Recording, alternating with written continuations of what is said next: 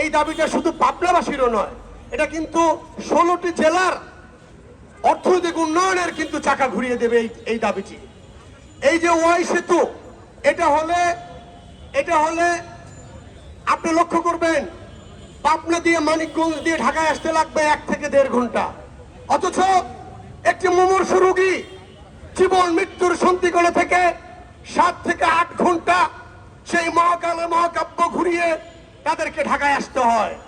এই যে একটা অসহ্য যন্ত্রণা, এই যে একটা অসহ্য পরিবেশ, এ থেকে আমাদের মুক্তি পেতে হবে। তাই আমি মনে করি এই দাবিটি বাস্তবায়ন হবে। কখন হবে আপনারা জানেন? যখন আপনারা যারা সাংবাদিক বৃন্দ, বিশেষ করে যাদের বাড়ি পাবনা, তারা বুকে হাত দিয়ে বলতে হবে আমি আমার জেলার জন্য কিছু করছি।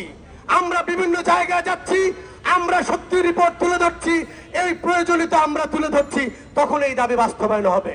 যারা আইনজীবী আছেন, যাদের বাড়ি পাবনা, তাদেরকে দায়িত্ব নিতে হবে, তারা রাজপথে নামতে হবে, বিভিন্ন জায়গায় তাদের পদক্ষেপ বাড়াতে হবে, তখন এই দাবি বাস্তবায়ন হবে।